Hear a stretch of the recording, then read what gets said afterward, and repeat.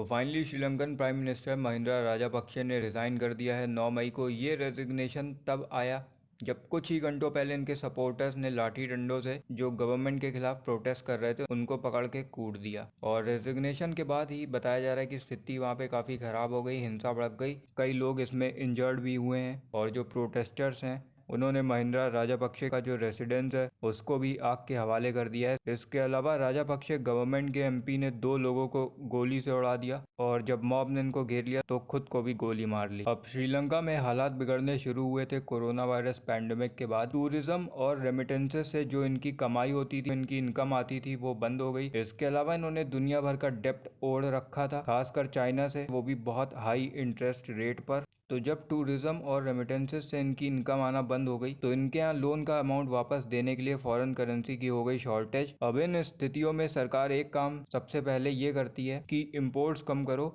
और इसके बाद ही कई गुड्स के इम्पोर्ट्स पे लगा दिया बैन, जिससे चीज़ों की भारी शॉर्टेज हुई, इन्फ्लेशन हुई और महीनों से श्रीलंका की जनता सफ़र कर रही है ब्लैकआउट से। फूड से लेके फ्यूल तक, मेडिसिन, सबकी शॉर्टेज है और हर चीज़ महंगी हो गई है। और इन सब के खिलाफ प्रोटेस्ट तो चल ही रहे थे श्रीलंका में महीनों से, लेकिन कुछ दिन पहले ही जब राजापक्षे ने इमरजेंसी घोषित कर दी और मिलिट्री को मिल गई फुल पावर, किसी को भी अरेस्ट और डिटेन कर सकते थे ये। इसके ही जवाब में ट्रेड यूनियंस ने देश में चक्का जाम कर दिया इस उम्मीद में कि राजापक्षे पे कुछ प्रेशर बने और ये ऐलान कर दिया कि मंडे से डेली प्रोटेस्ट ये लोग करेंगे ताकि जो इमरजेंसी लगाई है उसको हटाया जाए। और प्रोटेस्टर सीधा सीधा ये डिमांड कर रहे थे कि जो राजापक्षा फैमिली है ये पॉलिटिक्स क्विट कर दे और जो भी इन्होंने देश के एसेट्स चुराए हैं उसको कंट्री को वापस कर दे। लेकिन मंडे को ही ये सब खेल हो गया। अब चाइना चाहे तो श्रीलंका में जो हुआ है उसका क्रेडिट ले सकता है क्योंकि कोविड भी इन्हीं का और हाई इंटरेस्ट लोन भी इन्हीं के।